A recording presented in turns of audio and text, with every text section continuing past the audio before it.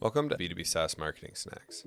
I'm Brian Graf, I'm the CEO of Kalungi, and today I'm here with Julian Revorio, one of Kalungi's marketing leaders, who's led multiple marketing teams and now drives growth for multiple clients day to day. In this episode, we're diving into a topic that's more tactical than usual, but critical: how B2B SaaS companies can and should be using video in their marketing. We unpack why video is not just a nice to have anymore, but an essential tool for grabbing attention, building trust, and driving conversion, especially in an age where your buyers are consuming more and more content in short form video than ever before. Julian shares his insights on what kinds of video formats perform best, how AI tools have drastically lowered the barrier to entry, and the surprising impact video can have on your cost per lead, sometimes cutting it down by 30% or more. We also touch on TikTok, AI-generated avatars, and the importance of balancing short-form video for awareness with longer-form video for deeper funnel stages. Let's get into it. Julian, why don't you just introduce yourself, tell us about kind of your relationship with marketing over the years and why this topic's important to you. Sure. No, first, thanks for having me here, Brian. And yeah, I can give you a very brief introduction of me. I have been working on marketing for the past 7, almost 8 years, and most of it has been in the tech side, obviously digital marketing. And yeah, well, I've been on B2B for quite a while now, that too. I've worked with 2 different companies that went through YC, trying to grow those companies, and I joined Kalungi a little bit more than a year and a half ago. Pretty happy, and just growing B2B SaaS companies, also through video, which is one of the most important topics for me. As you said, like if you're listening to this and you haven't done any video content for your B2B SaaS startup company or whatever stage you are at, you are very behind. Just think about what or how you consume content. You're probably on TikTok, you're probably on Instagram Reels, you probably watch YouTube constantly, and yeah, well, that's where everything is. So if you're not there, the chances are that you're not getting seen. Yeah, you got to get there. I think just to frame the conversation for some of our listeners, right? Like about 95% of B2B buyers say that video plays a role in moving forward with a purchase decision. We are in, I would say, the most critical time to use video, but also at the same time, it's the easiest time to use video, right? And so it is kind of the perfect time to get on board if you haven't.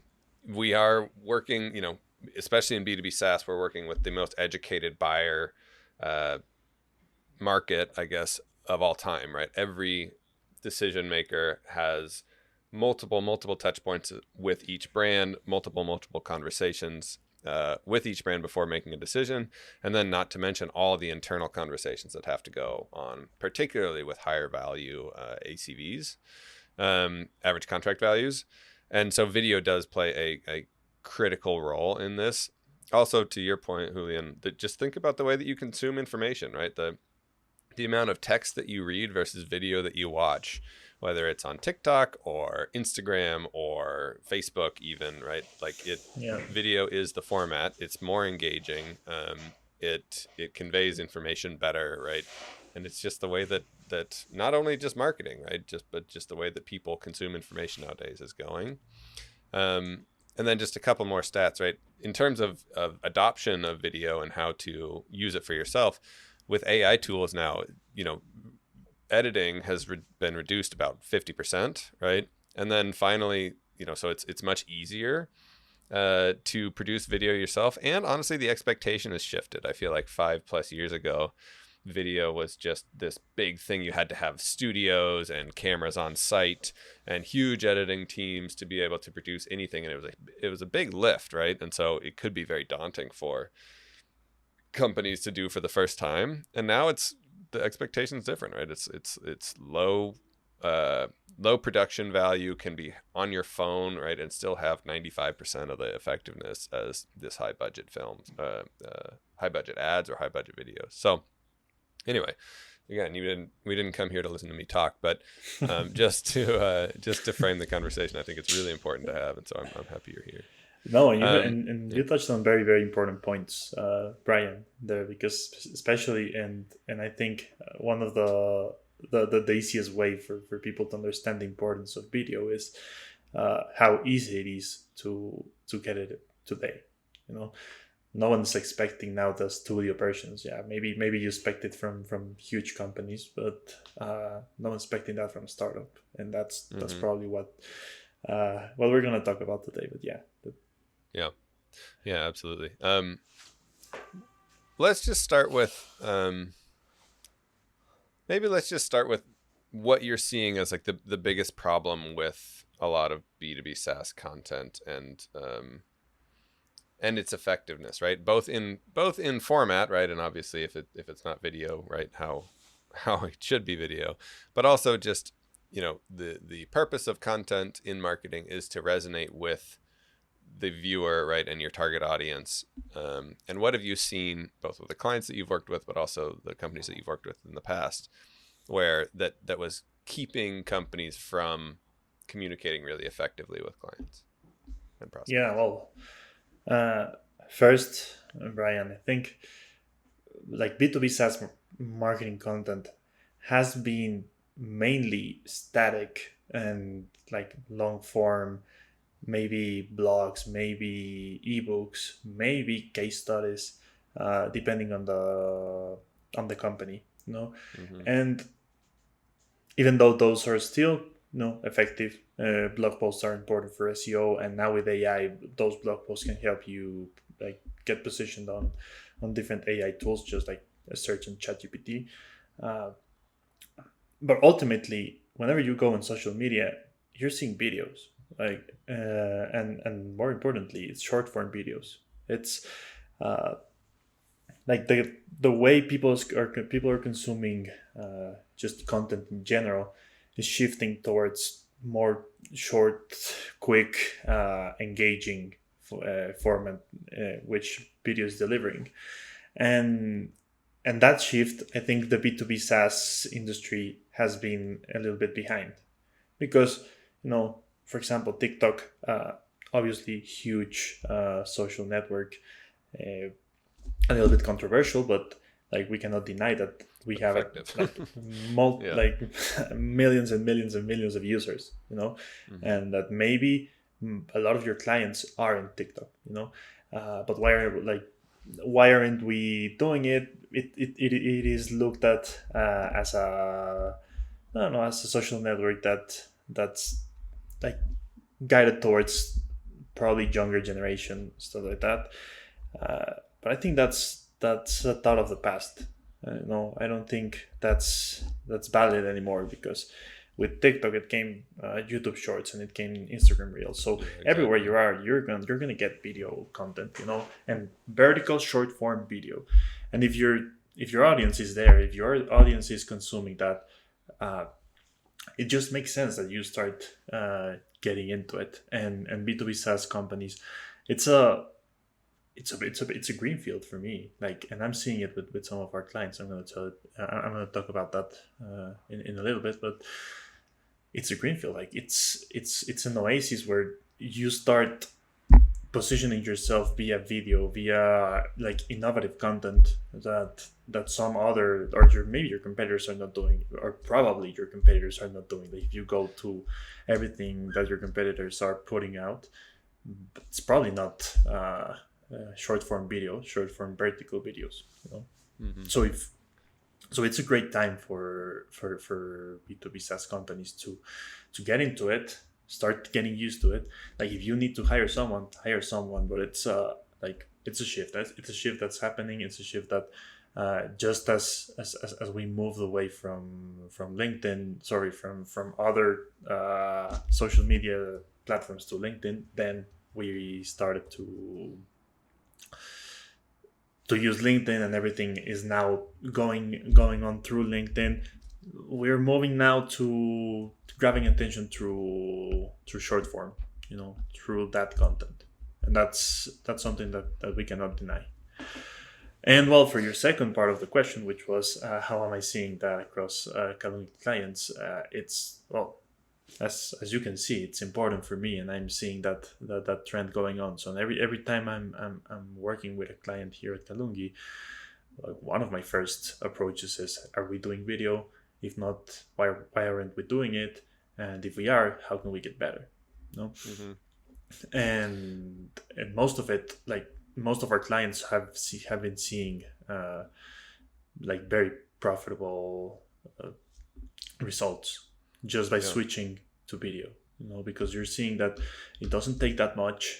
Well, for us here in Kalungi, we have a video team that's very talented, so we use it, and I use it a lot. But if you don't have a video team, like you can start it yourself. And yeah. Well, and again, with the earlier stat, right? AI tools are everywhere around video, and maybe it won't be as good, right? But it could be whatever, 50%, 80% is good, and you can do it yourself, and it'll be fine. I think what you talked about, two things that stood out about what you said. One is that the nice thing about B2B SaaS marketing is that it does lag behind. It tends to lag behind B2C marketing, and so you don't need to be on the bleeding edge of video or any really marketing technology. But the nice thing is that if you are in B2B SaaS marketing, you can do something like introduce video as a content play or an ads play, and you will likely be, in many markets and in many industries, like you'll still likely be the first to do it, right? Or have at least an advantage over your competition, because B2B marketing has such a tendency to just focus on, like you said, blogs and written content, and maybe they're getting into organic social right now, right?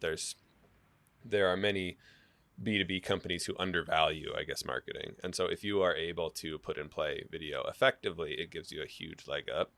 You did bring up kind of TikTok, and I think you made the point correctly. I hear companies say, like, well, why aren't we on TikTok? We should be on TikTok. And sometimes that's the right thing to say and to look at, but often it's not. But that being said, it's not an issue of, is that format the right format? It is your audience on TikTok, right? And can you target them effectively on TikTok? So so 100% agree with that. No, and as I was saying, like TikTok, even though it's like meant for a younger generation, it came here to change what other platforms were doing. So even if you're not a fan of TikTok, even if you're not on TikTok, like you can get a lot of inspiration and knowledge about how to run short form videos and short form video content from TikTok. Yeah, I mean, as you were talking, I was trying to think in my head the last time that I read a newsletter front to back, and I cannot remember. Same thing with a blog, unless I'm deeply researching something, which I think says a lot based on the amount of videos. And probably the last time you watched a 2-minute video was like probably today, like this morning, Yep. Yeah, 100%. So what have you seen? Do you have any? You're talking about. You can go into like Kalungi clients generally, or other companies that you've worked with. What have you seen across, those clients in terms of the benefits that video has brought? Can you give me any kind of case studies in terms of campaigns that you are running or engagement that you saw or anything like that? Yeah, well, with the clients I manage, I've seen like impressive numbers. One of our clients is in the contractor space, and we started implementing video format to our ads. It's a like contractor industry, very easy to get people on Facebook, for example, or Instagram. So it's one of those small niche markets that for B2B still like Meta can still work for those. And when I took over, I saw that the ads weren't bad, but I gathered the team and I said, what if we just turn our static ads and our static ideas into video and see what happens? And after testing, I saw that the cost per lead dropped by 30%. And immediately it was a no-brainer. Well, we are no longer doing static images; we're doing all the videos. Yep. And since then, I've tested more than 50 videos just with that account, And well, I can share with you some of my learnings. Our learnings have been that testimonials, like short form testimonials, real people talking to a camera and saying, Mm-hmm. I like this platform because it helped me do XYZ, in less than a minute, maybe a minute and a half. Those are very well performing. Also, very short demo videos that go Mm-hmm. straight to the point, that can show value very quickly. Those perform very well. And also just creative stuff that can jump the screen, that things that you're not used to seeing on the B2B side, but can like have cliffhangers, and can just grab your attention quickly. Again, a minute and a half, maybe 30 seconds. Just go straight to the point, one phrase, very quickly show your product. Those three have been the three types of video that have worked for us in the top of the funnel. And well, we're just constantly lowering our cost per lead by testing new videos and going through that. And that's just one example. And that's just one example specifically on the paid side, you know. Mm-hmm. But I've seen Well, a lot of companies start implementing, and here's a good example on why just using video is easy, you know, and why the skills of making video is hard is no longer like it's no longer valid. I've seen a lot of companies on LinkedIn, just their founder or their CPO or stuff like that, just film a Loom video with their face right there, showing uh, showing out their product, or something they're launching, and those videos perform at least two times better than a written post or an image post like a carousel. So it's those kinds of things that I'm seeing with our clients, and well, there's a lot of use cases and case studies from like different parts of the funnel. But I think we're gonna dive deeper into that later. But those yeah. are just numbers that can make like it No, is I mean, impressive. Like if yeah. you're listening to this, imagine that all of a sudden your cost per lead on your LinkedIn ads or your Meta ads drops by 30%. Like how much can you do with that? It's amazing. Right. Yeah. And just I mean, not actually, but, almost with a snap of a finger, right? A couple of things that really resonated with me on that. The It is just taking a step back, right? What you're talking about doesn't require a strategic shift, right? At all. It Exactly. takes the exact same messaging, the exact same value props that you've already established that work, and just makes them better. But what you were saying in terms of the types of videos that seem to work, particularly on the paid side, right? Going When you're saying, hey, some of the creative stuff that we did and that just pops off the screen, that's basically like, it's basically engaging content, right? Like, how can you pull people out of stasis and get them to look at you? Demos, how basically answer the question of like, hey, how does this product actually work? And testimonials are, does this actually work for someone like me? And all of those categories are A, they're critical in the decision process, but B, there's no way that text would do better than video in all three of those categories, right? Video it 100%. conveys, and that's really what marketing is at the end of the day, right? It's not about really high production value or really fancy content or wording, right? It's like, how can you communicate the value of something really effectively? How can you? It all goes back to, why change? Why with me? Why now? Right? But how can you Yeah. communicate those things as effectively and simply as possible? And video is honestly the way to go. And to your point, right, on the Loom video, it doesn't need to be high value. It can take a founder a minute, 30 seconds to do, right? Um, I Exactly. And just start putting your face out there. You start Right, getting more credibility. It's like it's a win-win by humanizes the brand. Yeah, in different parts, you know. absolutely. And just following up on something you said, like it's kind of low cost because like, well, for us, we've tested more than 50 videos. Yeah, it takes time and effort to build these videos, and also, money to test in Meta and LinkedIn, etc. But once you find something that works, you just exploit it. And for us, like another case, one of the of the videos that work that just went half of the like our MQLs coming from that video are half the price than, for example, a demo video that were Right. already 30% below a static image, you know. Mm-hmm. And one of those was one that took probably 2 days from Yeah. idea to production, you know. And that one is the yeah. best performing one. If you could decrease your cost per click in 2 days by 30%, why would you not? Exactly. Yeah. No. So let's talk about format for a sec.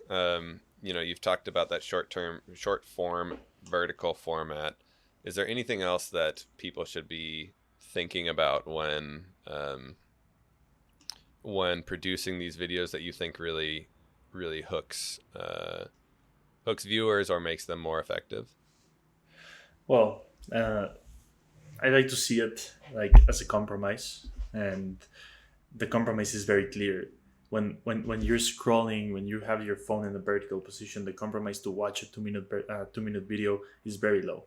You know, you can do it in the bathroom, you can do it walking your dog, Just or about you can do anywhere, it like between meetings, anything. Like there's a lot of points in your day where you can watch a short form vertical video.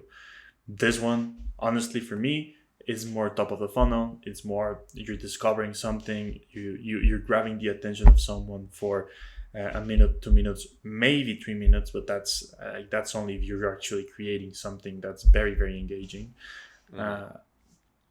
And that's how I like to see it. Now, long form, it's the other side of the commitment. Like you're committing to putting your phone or opening it in a computer, you know, but putting your phone in a horizontal position, that video occupying all of your screen, it's probably going to be 20 minutes, maybe 10 minutes, maybe 45 minutes. You don't know. Maybe it's a recording of a webinar. So it's an hour long, you know. And those take a lot of commitment. And if someone's going to actually commit to watching a video like that, it's because you need to deliver very, very high value, you know, something that obviously in a short form video you're not going to be able to communicate. And if someone's going to commit to that, they're probably lower in the funnel. You know, they're considering they're about to make a decision towards your company or another company, and they're going to invest a big chunk of money for the next year on your platform. Then, yeah, that commitment doesn't sound so bad. You know, I'm going to spend 45 minutes watching and understanding this platform versus just making a decision out of thin air. You know, and that's how I like to think about the formats. It's not like like we were really talking and hyping the short form versions. No, that's a great balance. But yeah, long form version like actually works a lot, you know. And horizontal format is it's very good for training. It's very good for like think about it in the customer journey or in your funnel, like through consideration all the way down to retention. You're probably going to push horizontal format and long form format, you know, just because those people are going to pay the money, but you probably got them through a short video in LinkedIn, you know. Yeah, that's how I like to see it. Yeah, I think that makes a lot of sense, honestly. I was going to say one of my this was a while ago, so maybe it's not relevant anymore. But one of my favorite B2B SaaS marketing influencers, Dave Gearhart, back probably 5 years ago, he had a Patreon account that I subscribed to. And his format was he'd be like walking his dog and it would just like have his phone. And it wouldn't even be video, it would just be audio. But it would just be him spewing his thoughts into the phone. There would be ums and ahs, and it wasn't really edited, but the content was valuable, right? And it was a bite-sized chunk that was educational and delivered value, right? And that was fantastic, right? And even even now he'll do selfie videos or things like that are short form, perfect top of funnel content. But to your point, right, like before investing heavily in, if you're an educated buyer, before you invest heavily in anything, right, you're likely going to be watching a video on it if it's important, right? Yeah. And that long form video does absolutely need to bring that real value.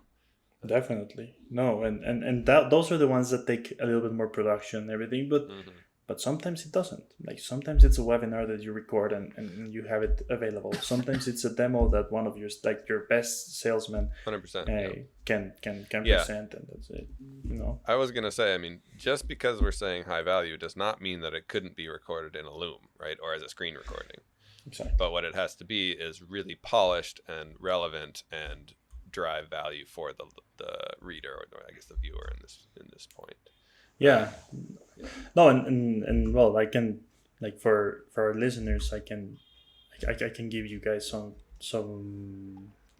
platforms, AI platforms that you can start Yeah, please. using, because I've tested all of these, and all of them are for different purposes, but there's two that are pretty similar. One's called Synthesia and the other one's HeyGen.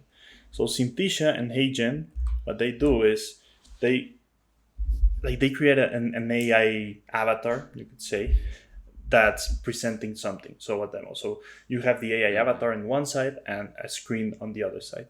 So you just give them the script, you pick the avatar, and the images or GIFs or videos that you want to go along with what they're saying. And now you have a 5, 6, maybe 10-minute video about your product with an avatar and everything. That one, you didn't pay for someone to actually film it. You didn't record it because it's like high quality recording, and you just need to edit it, and you don't even need Adobe Premiere or anything like that. It's very easy, you know. Yeah. So Synthesia and HeyGen both work for that. And there's one other that's called Clipchamp, which is from Microsoft, and that one's more for editing, like very traditional editing. It can help you like lower the volume if it's very high automatically, transcript, just do a ton of stuff that would take maybe an hour, 2 hours. They can do it in 5 minutes, and it's very easy to use and edit with those platforms. And the last one is called InVideo, like literally InVideo. And that one also creates AI footage. You know, it is still like, it still looks like AI, but you can test it. Honestly, I as I said, with one account we've tested more than 50 videos. We've tested everything. You don't know what's going to work for you, and something may work, so you just try it. And if it's going to take 45 minutes of a day to put something together, take the time, use it, and see what happens. Mm-hmm. Yeah, some audiences may be turned off by something like an AI video, but others probably won't. And honestly, the further along we go, probably the less and less people will care. And the great thing about this is, anywhere you publish those videos, you're gonna get metrics. You're gonna get numbers. Yeah, you're gonna see whatever happens, and you're gonna learn. And sometimes I push my team to not be so detail oriented. Like sometimes a subtitle could have a typo, and between feedback and I watch the video, or someone reviews the video, says, oh, this has a typo, and then by the next day it's corrected, and then we review it again. It delays, and now instead of publishing it on Monday, you're publishing it on Thursday or Friday. No, launch it with the typo, and usually it doesn't matter. Like the data says, it doesn't matter. You know? As long as you're staying close and iterating often, then it's absolutely worth it. Exactly. Okay. Well, unfortunately, I have to run, but this has been fantastic. Thank you so much, Julian, for the recommendations, the strategy. I think this is great, and honestly, probably just the tip of the iceberg. So we can talk lots more on this. But it's huge. But I appreciate your time, and thanks so much. No, thanks to you, Brian. And well, if someone listening has questions or wants to talk about this at some point, you can reach out to me on LinkedIn. It's Julian Revorio. Probably in the description you're gonna see how it's written. It's a tricky one. Awesome. So yeah, thanks All again, right. Brian. I really appreciate it. Thank you, sir. Thank you to Adriano Valerio for producing this episode and the Kalungi team for helping us make this whole thing work. And of course, you for choosing to spend your time with us. As a reminder, all the links we mentioned in this episode can be found in the show notes. And if you want to submit or vote on a question you'd like us to answer, you can do that at kalungi.com/podcast.